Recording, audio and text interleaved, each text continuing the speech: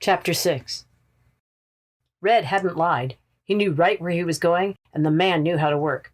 Up before dawn to make flapjacks and coffee, he'd dig orderly holes at first light, working all morning into early afternoon, taking a little break in the heat of day, spending the evening and night hours processing samples, keeping careful record until about 10 o'clock at night. Red wasn't an educated man as Raider thought of education, but Red was smart and skilled, a good teacher if impatient. There was obviously a pattern. Red explained that he was searching for the source of the ore, not just a random nugget.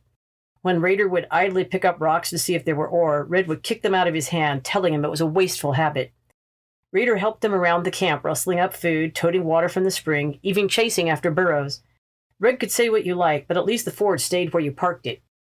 Raider learned to process the ore for assay samples by heating it in a skillet. He learned the different kinds of rocks and which might have gold. Red and other prospectors didn't make their money by developing mines, but by finding and claiming them, then selling the claims to others, which suited Raider fine. After a couple weeks of steady grinding through the earth, Red announced it was time to take a little break, and they headed out of their steep, shady draw to a slight bench in the canyon, where a wooden saloon and a couple of stained and yellowed canvas tents stood. One tent was marked Culligan's General Store, the other unmarked but clearly a working girl establishment. There were a surprising number of men, a motley assortment of prospectors, herders, and Indians. What seemed like the middle of nowhere was a thriving little community centered around a whiskey watering hole. Santa Fe Saloon, free whiskey, the sign boasted. Red headed right in. Raider wondered what the catch was. Red ordered a whiskey and water. Raider decided to wait and see what was up. 2 bits, said the owner. Raider nudged Red. I thought the whiskey was free. It is, smiled Red as he laid his money down, but you have to pay for the water, and every shot of whiskey comes with water. Red winked. Easy way around those pesky licenses. Red went on to buy a few more shots of water, but Raider's attention was captured by a corral of beautiful, wild-looking horses behind the saloon. It didn't seem like a country that could support much stock, just high, dry sagebrush, but these were superb-looking animals, coats shiny under the dust, sweat filling the air as they frantically circled the brush enclosure looking for a way out. One fine Mustang with fire in his eyes jumped the fence. A rifle shot rang out, and the Mustang thudded to the ground, dead, blood running off into the sand. One more tried to make a break for it, but was also shot dead. The rest of the horses, seeing the danger, settled into the corral, apparently losing all interest in escape. Raider was stunned. A very lanky, old leathery man with shaggy white hair and piercing blue eyes sauntered over, his rifle carried easily in his arms. Raider didn't want to seem ignorant, but he just had to know. It seemed so cruel and senseless, such a waste. Carefully and cautiously, not wanting to offend, he asked, "Why did you shoot them?" The old man paused a moment, as if deciding whether it was worth his while to talk to Raider. Then he replied in a refined and slightly southern accent, "Got a contract to round up these wild ones and get them broke and sold to the ranches round here. All I have to do is shoot the first 1 or 2, and I don't have any trouble with the rest trying to escape. It's just like in the wild. The lead male asserts his dominance, and the rest follow along. Who are you, anyway?" Raider started to introduce himself as Red came out, whiskey bottle in hand. "Jack," beamed Red. "What the hell are you doing here?" "Working a Mustang contract. Panthers are bad this year. Never seen anything like it. Ranchers losing calves and horses every week. Good for business. Who's the dude?" Red introduced Raider, and all 3 spent the afternoon at the Santa Fe. Jack went out back to gamble with the cross-legged Indians that were loafing around. Most saloons wouldn't let them in, but if a little whiskey went their way out of doors, no one cared. Old Man Jack was obviously respected and feared by everyone at the Santa Fe. While Jack was throwing dice, Raider heard some of the stories of men he'd killed, and of his severed ear he kept hidden under his hair. Whispered especially low was the story of how old Jack had killed his renegade brother-in-law, who died with a curse on his lips. "Let him who took my life waste his own, delving for treasure he will never find inside the darkness of the earth where I lie." Raider was beginning to understand. These hard, strong men lived a life that included superstition, curses, luck, and ghosts. It seemed foolishness to him, but he sure as hell wasn't going to judge them. Raider also noticed old Jack's rifle was never apart from him. It was as if the gun was an extra arm of the man, probably why old Jack had lived enough years to be old. They camped and drank all night under the full moon, but Red was up very early as usual, right back to the grind with no evidence of a hangover. The quiet, the wind, dust devils, and crows became one continuous dream. A peace overtook Rader that he hadn't known was possible. It was simple work, not much talking, easy to see why prospectors stayed out weeks at a time. But Red wanted to get his claim filed before others realized what was going on, so Rader and Red worked together only 3 short weeks before heading back to Tonopah. Red wanted the assays done there, and Rader needed to get back to work. Red, it's been a pleasure. Thanks for everything. And the men parted company in the easy way of the West, each pursuing their own trail. Rader soon had work, leaving his contact information at the elegant mitzvah. He traveled around to the mines, grateful his work was much easier than Red's, but feeling lonely, not just for Ivy, but for the peace he'd found working in that little canyon.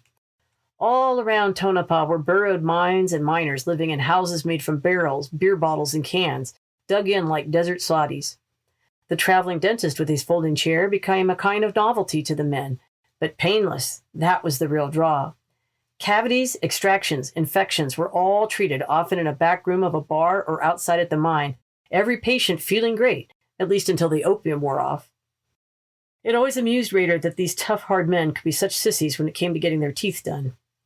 Every mine worked a 24/7 shift, so near each mine on his circuit was a handy bar and brothel, saving the men from a long commute to town after work. One night, Rader heard an explosion at the edge of camp. Looking where the bar had been, a blue fireball lit up the night, incinerating the entire local supply of drinkable alcohol. The sorrow in the camp was a tangible thing. Miners sifted through the charred remains in the morning as if a friend had died. As hard as these boys worked, it was no wonder that easy women and available whiskey became a man's best friend. Conditions in the mines were usually horrible. Hot, wet powder hanging in the air gave a man a raging headache. The pain of being stooped over until a man couldn't stand after 12 hours underground was constant, and always there was an undercurrent of danger. Some mines were better operated than others, but to any owner it was all about the profit. One thing Rader learned was that the working stiff was not the one making it rich. Conditions were generally so bad it was considered acceptable for men to high grade, sneaking out chunks of very valuable ore that they could sell for themselves. It was as common as tipping a waitress, and very, very unlucky for any miner who was caught.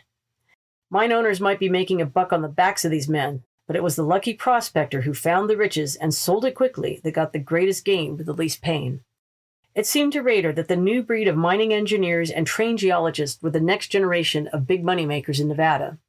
The new grubstake wasn't betting on men like Red, but in backing some young buck with a diploma. Making his rounds, Rader pulled into a blacksmith to get a rim repaired. A stringy man, about Rader's age, was bent over, holding perfectly still. As Rader's eyes adjusted to the dark, he could see a huge rattlesnake dangling from the man's shirt, still alive, fangs trapped in the fabric. Carefully keeping his shirt away from the body, the man walked over to an open vise, placing the snake's head in the tightening vise, crushing it.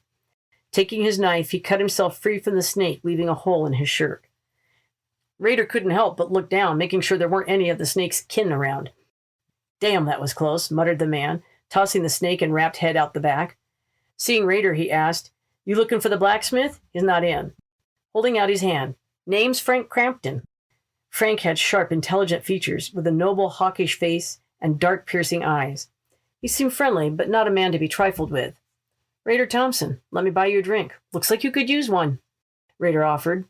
Crampton seemed happy to accept. As they drank, he extended a strange invitation to Rader. "There's a fundraiser tonight for the Miners Association, a womanless wedding. Why don't you come on?" Rader didn't care much for unions. They felt vaguely unpatriotic, but his curiosity was piqued. Crampton refused to tell him anything more, laughing as he got up to leave. "We'll see you tonight at the Union Hall in Tonopah, 8 p.m. Bring your wallet." The blacksmith was in when Rader returned, so he spent the afternoon in town, killing time, waiting for his repair to get done. Hungry, he went over to the Pearl restaurant, complete with elegant white tablecloths. It had been a little while since Rader had eaten at anything other than a beanery or a can-can, the nasty little dives that served cheap food or anything from a can. The Pearl was homey, smelling of fresh pies and fried chicken. Rader's stomach growled. He was absorbed in the little menu when he caught a whiff of lavender.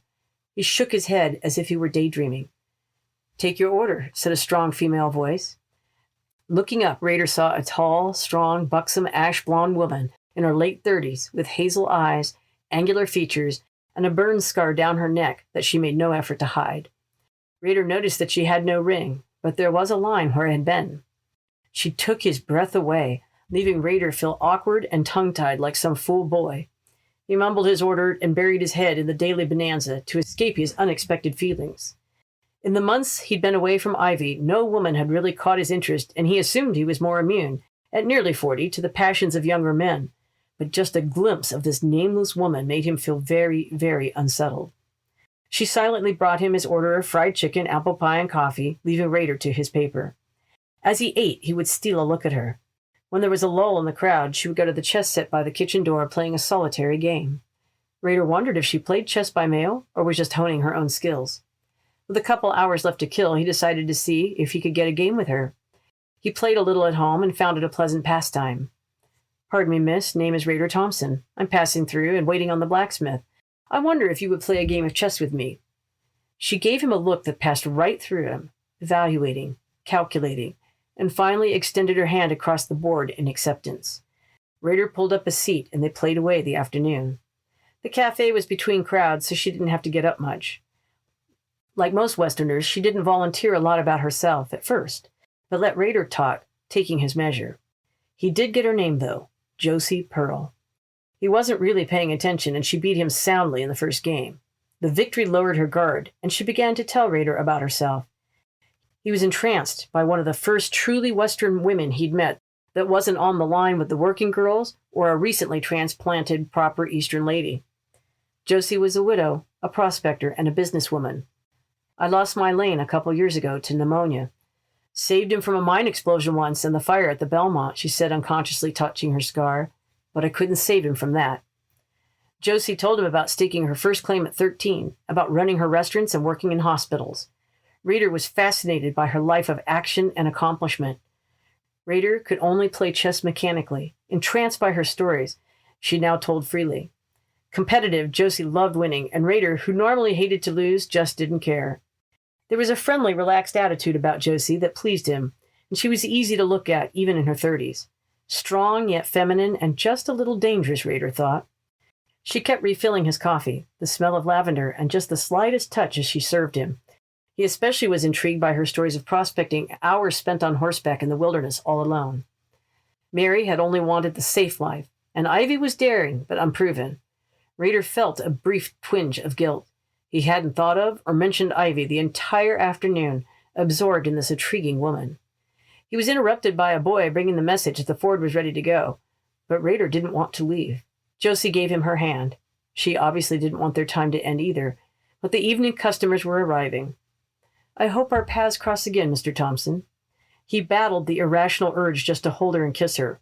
Ridiculous, he didn't even know her, but there was an undeniable magnetism between them that gave him something to think about. Looking her directly into her eyes, he said, "I know I will be thinking of you." He hadn't made a dime that day, but he had lots to think about on the drive back to Tonopah.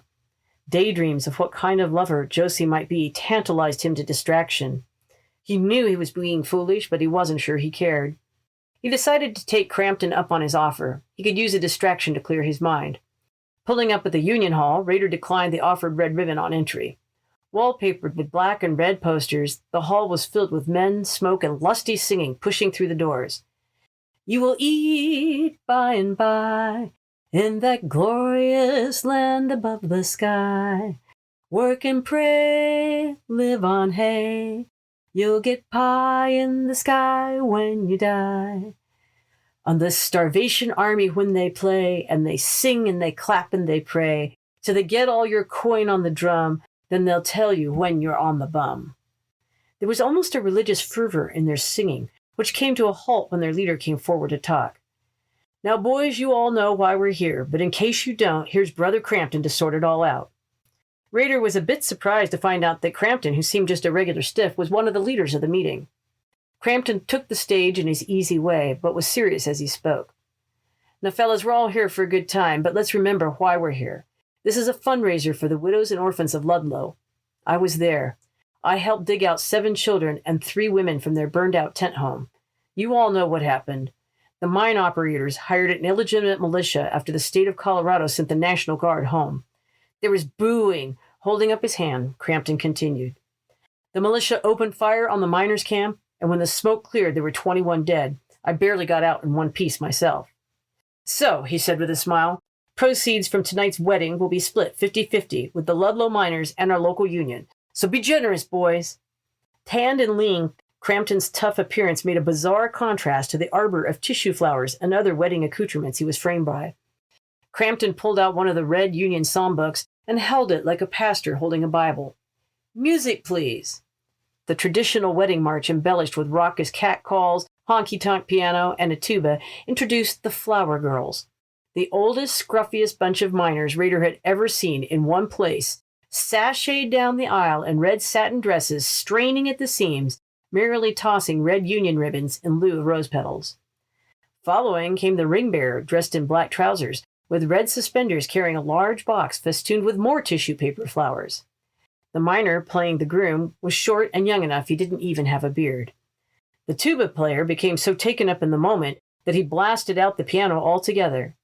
And finally, amid much pomp, the bride herself began to walk down the aisle. Rader could not believe his eyes when he saw her. He was expecting to see some mangy miner, but instead, a lean, elegant, long-legged mule, tastefully dressed in a white hat and veil, walked down the aisle. Her bouquet was a necklace of desert wildflowers strung around her neck. The mule skinner played the part of the father of the bride, as Crampton read through the marriage ceremony, accented by numerous off-color jokes. The crowd laughed and roared, and Rader couldn't help but join in. Finally, upon the pronouncement of man and wife, Crampton urged everyone to put their wedding gift in the box and enjoy some free beer, courtesy of the union. The box was quickly stuffed with bills, gold dust, and any other tradable valuables. Thankfully, the tuba player took a beer break, and Rader headed to the hotel for the night after flipping a silver dollar in the kitty. In the morning, Rader continued south through the Aramaigosa Desert. It was hotter and drier with every mile. Rader pulled into a Beatty beanery to escape the beating heat. A cluster of dusty men gathered at the bar, passing the latest news. Yep, found old Frenchie mummified, tied next to his burro. And the first, a short man in denim. How do you figure he died? A canvas-wrapped string bean of a man wanted to know. Their clownish appearance was in stark contrast to the gravity of their conversation. Shorty replied, well, it probably wasn't thirst. He had all his nails. I saw a guy once whose fingers and toes were bloody stumps from digging for water. Body all swolled up like a rotten black balloon, skin slipping off. Both men took a moment to shudder and down some whiskey. Shorty continued. Not only that, he was right near an Indian sign for water. You know those stacked stones? Frenchie knew the valley. Must have just been his time. String Bing nodded, and then added, never saw anything like that, but I stay out of the valley during the day, at least this time of year. Rader stayed quiet, listening and learning. He stepped out of the beanery and, leaning on a hot creosote post, peered at the funeral mountains, stark and shimmering in the heat. A gateway to hell and, Rader thought, a shortcut to the more lucrative California mining camps in the Sierras just beyond. He'd been hearing rumors of Bodie and Skidoo, which looked fresh compared to the slowed mine workings in Nevada. The conversation about Frenchie, still fresh in his mind, Rader weighed the idea of driving across at night and opening up some new territory. Death Valley had its reputation, no doubt, but if a man wanted to get ahead, he had to take some chances, as long as they weren't foolish ones. After all, he'd made it to Tonopah in one piece. Asking around, he got a sketch mat, more water, and some more advice from the local folks. Mostly, they didn't seem too worried since he was driving at night, and the general consensus was that Frenchie was old, so Rader decided to go for it. He set out just as the sun set, knowing it would take all night to get across. Heading into the mountains was breathtaking, blues and purples and oranges, in sky and rock, long shadows, a welcoming shelter. Stars slowly filled the sky as black rolled down to the western horizon. The steep daylight pass into the valley was breathtaking, pure and white under a rising moon. Hours passed, and Rader stopped to refill gas, check the radiator, and relieve himself, killing 2 birds with 1 stone on the last 2 items. Any fear was gone as he reached the valley floor, Hell's Gate behind him. The funeral still stood before him, but the night was young. He just had to be away from the valley floor before sunrise. Rader and the Model T chugged steadily along, eating away the 120 miles, 8 steady miles per hour at a time. At 3 a.m, Rader was enjoying the relatively cool 90 degrees when the Ford practically pitched on its side. Shaken, Rader got out. A flash flood had carved a deep, steep channel across the desert track, leaving it littered with boulders. The wheel had caught the ditch just wrong and completely bent the axle. Cursing, Raider unloaded repair tools and all his gear. Putting his back into it and stacking rocks under his jack, he righted the car in an hour or two. He labored to get the Ford moving again, but as the time kept ticking forward on his watch, he resigned himself that a field repair was impossible. Already exhausted and sweating, Raider took his bearings as the faintest pink began to stain the eastern sky. Raider estimated the Panamints were still a good 20 miles away, and he figured it was probably 35 miles to any help. He weighed staying with the car and setting up camp to wait for help, but with Frenchie's story fresh in his mind, he lightened his load to water, sunglasses, and his hat, and struck out for the relative shade and protection of the mountains. Raider knew he just had to buy time and survive the day. He could return to the car at night and get it going if he couldn't find some help. He picked a mark on the mountains ahead to keep in a straight line and not begin to wander in those deadly circles. Soft pink became anvil white heat within the hour, sucking away sweat and leaving crusty salt behind that stung Raider's eyes. Alkali dust choked him. Ankle-deep sand dragged at him. Raider paused briefly to pee in his hat and then move on. His head cooled for a few precious minutes. He plodded along steadily, looking up every now and then to keep his mark in sight. His head ached, but otherwise he felt okay, all things considered. By noon, Raider had found a tiny protected ledge with a little shade to rest under until the sun began to set again. He allowed comforting daydreams of Ivy at Corbin Creek to soothe him, the water as alluring as her body, tantalizing, touchable, but just out of reach. Josie drifted through his thoughts, and then a deep, dark sleep. Raider awoke to a stinging sensation on his lips. The pain was sharp, and when he touched his face, he realized the shade had slipped away as he'd slept, leaving his face exposed to the full afternoon sun.